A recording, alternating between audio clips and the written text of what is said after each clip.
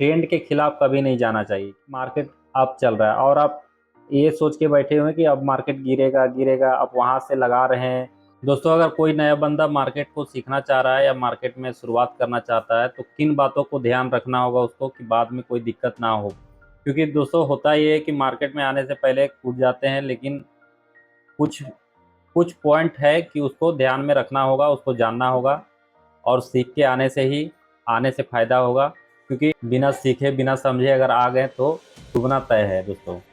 इसलिए चलिए मैं कुछ पॉइंट बताता हूँ आपको, उस पर आपको गौर करना होगा और थोड़ा ध्यान से सीखना होगा। तो चलिए देखते हैं।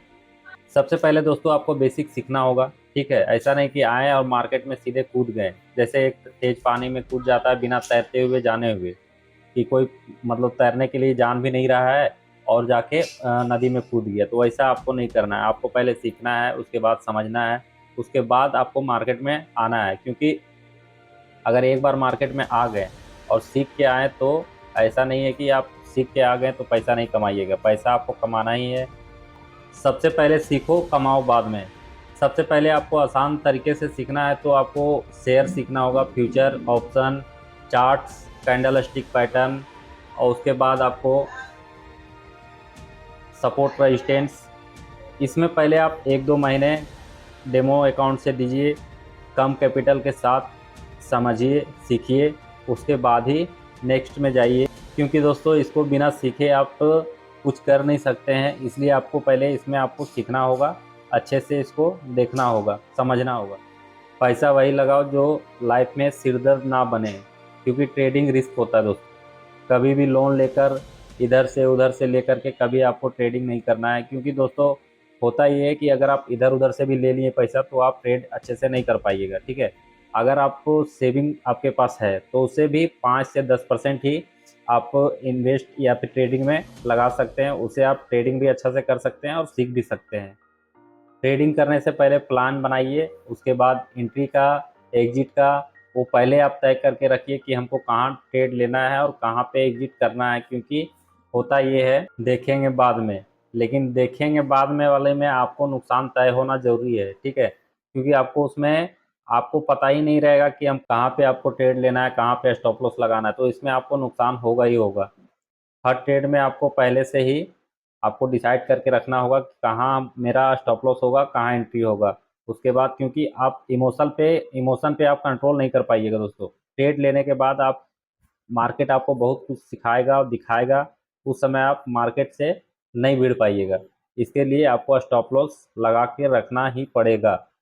क्योंकि बहुत ऐसा होता है कि अगर आप एक बार ले लिए, उसके बाद आपका स्टॉप लॉस हिट किया, फिर वहाँ से रिवर्स हो गया, और ये देख करके आपको कभी भी अपना स्टॉप लॉस टारगेट आपको हटाना नहीं है। आपको जो एक बार देख करके किए हैं उसको रहने देना है। पहले छोटे से शुरुआत करना होगा। ऐसा नहीं कि आप मार्केट में आए, बड़ा कैपिटल लेके आए, तुरंत कूद गए मार्केट में, बड़ा लॉस ले लिए, उसके बाद फिर उसी को सोचते रहें, देख ही रहे हैं उसी को, बस उसी के रिकवर करने के पीछे लगे हुए हैं। तो ऐसा बिल्कुल नहीं करना है। छोटे से कैपिटल लेकर आइए, सीखिए, समझिए, उसके बाद आपको बड़े कैपिटल का ज़रूरत होगा तो आप बड़ा कैपिटल डालिएगा। क्योंकि आप अगर प्रॉफिट छोटा छोटा ही करके कीजिएगा तो बड़ा कैपिटल बनेगा, तो आप उसे प्रॉफिट भी अच्छे से कर सकेंगे।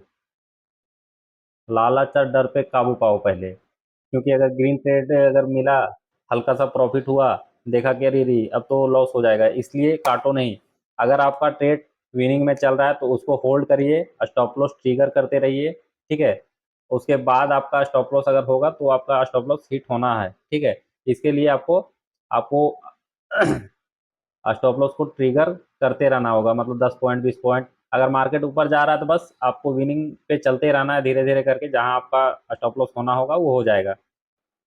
क्योंकि लालच में ज़्यादा देर ट्रेड भी होल्ड करने से आपको नुकसान होना तय है।